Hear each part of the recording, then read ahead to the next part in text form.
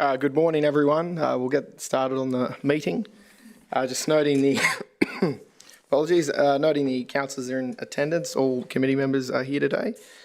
I'll move on to the acknowledgement of country. Ipswich City Council respectfully acknowledges the traditional owners as custodians of the land and waters we share. We pay our respects to their elders past, present and emerging as the keepers of the traditions, customs, cultures and stories of proud people. Do any members of the committee have any declarations of interest this morning? There being no declarations of interest, we'll move on to business outstanding. This morning we have a report in relation to a public participation matter at a council meeting last year by Mr. Ken Salter. That's our first report today. Are there any questions of the officers on this report? There'll be no questions. I'll ask someone to move it. Move that. Moved by Councillor Augustine and seconded by Councillor Antonelli. Any discussion this morning? There being no discussion, I'll proceed to the vote. Those in favour of adopting? That's unanimous and carried. Item 2 today is another business outstanding matter from a brief discussion we had last meeting. Just a quick report on damage to sporting clubs caused by ex-tropical cyclone Alfred. Any questions this morning on that report? Councillor Augustine? Oh yes, I just want to know about the list of impacted clubs. If this is an exhausted list or is it just a partial list? All right, I'll call on the relevant officer. Mr. Stewart.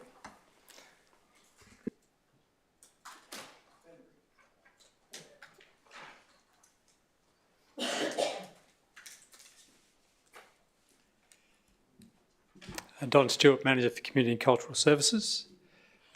Oh yes, I just note that I'm just reading it and trying to estimate if it's if this are all the impacted clubs, because I just note that Southeast Redbacks, their fencing has got quite substantial damage to it, and they're not on the list. So I'm just trying to see if it's an exhausted list or not. So the damage assessment was of the 4 sites that we were made aware of. We were made aware of some minor damage which we deemed not to be significant at the Redbacks with regards to that fence line at the time of this report being drafted.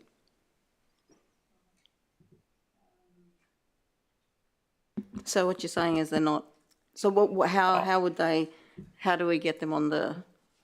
If it's been submitted in an assessed request in the system, there it'll be on our system for repair and or maintenance. Okay, thank you. Any further questions this morning? I was just going to say, is there a way to Councillor Antonelli? included in this report somehow, or the report amended to reflect so? Yes, it could. Yes, yes. Councillor Madden? Don, just a couple of quick questions. Was there any damage to Musketeers' bottom ground? Not that we were made aware of, Okay. and our site inspections by the field crews would indicate that is the case. Because I know they had a turn up and clean up day there, but I don't think it might have just been debris they wanted removed. A lot of our fields were inundated with debris that was left behind, and a lot of our clubs took it upon themselves to pick up and collect and remove. The other thing, I know we're doing construction at Blue Gum Reserve.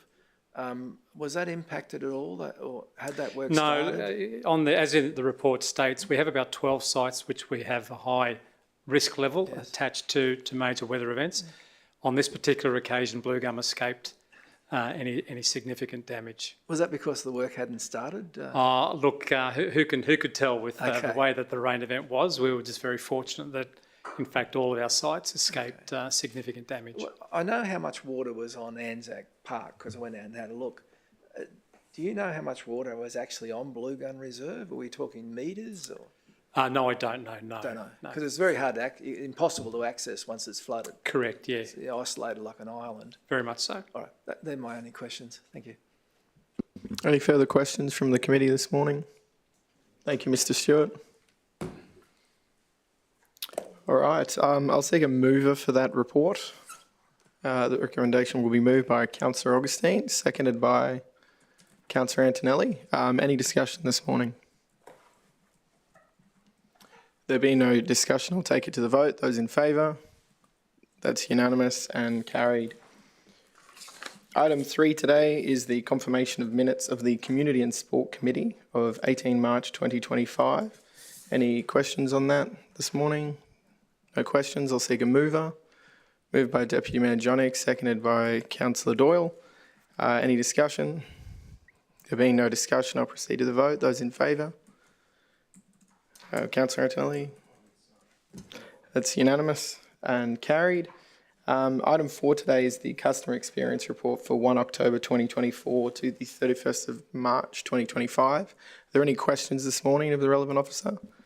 Mayor Harding? Thank you, Chair. I'll just call the relevant officer up. I was going to let them know. Questions about some of the matters have been paused. So the acts on insights, customer segmentation and personas, open spaces and community facilities, as well as implement proactive communications. So anyone who could speak to why they have been paused. Yep. Thanks, Chair.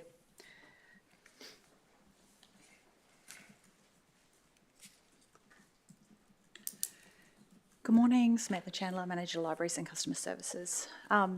So just in relation... Thank you to the Chair. Yeah, so I just wanted to know why those 4 aspects are paused. So just in relation to the ones that have been paused, it's really just about prioritisation. So we have a certain amount of resource allocated to the project and we have paused some projects. It doesn't mean that they won't happen, it just means that we're using the existing resource for the projects that are currently underway. Thank you, Ms Chandler. Thank you, Chair. No worries. Councillor Doyle? Thank you, Ms Chandler. Would like to take the opportunity to thank you for the report and the work that's been done over the last several years. It's absolutely an important piece of work and delighted to report through my office. We regularly receive great feedback, advice from our residents that the support they're receiving from council and the customer service is positive. I would just like to highlight though, the times I do get negative feedback, it's usually often around matters being prematurely closed. Closed, yep. Just wondering, within the strategy priorities progress, is that the customer journey mapping? Is that likely to be addressed as part of that? It'll be addressed in a number of different projects. Yeah. We're coming at it from a number of different angles, so it is feedback that we do receive on a regular basis. So yes, it'll definitely be addressed as part of the program of work, but there isn't one specific area. There's there's multiple areas. Yeah. Okay, thank you. Yeah, thank you, Councillor Doyle too. That's an old chestnut in many respects, that matter. I would like an explanation on one of the phraseologies, if I may. Customer segmentation and personas. In very simple terms, that just means who are our customers. So a customer in Rosewood, for instance, may be very different to a customer in Springfield. Is that the new phrase for profiling, is it? It's very simple. No, it's very simple. It's just, what do our customers look like? Is it, 2 people living in a property? From a user perspective, yes, I understand, yes. Yeah. Sorry, that's all I was, it was just, I've not heard that term before. I certainly haven't heard phraseology. But any further questions this morning? Thank you, Ms Chandler. I'll seek a mover for that report from the committee. Moved by Councillor Augustine, seconded by Councillor Doyle. Discussion. Mayor. Thank you, Chair. We are a resident-focused council, and it's important to us that our residents are able to interact easily with the organisation, have a really great experience when dealing with council. 7 of the customer experience priorities have been completed, with most of the others progressing well over the last 6 months. So it's good to see progress and improvements in those areas. This is a journey that we've been on for a number of years. So everyone knows that customer service is not just the responsibility of the service centre, but every single person in council, including us as well. So thank you very much for the report, and thank you, Chair. Any further discussion this morning?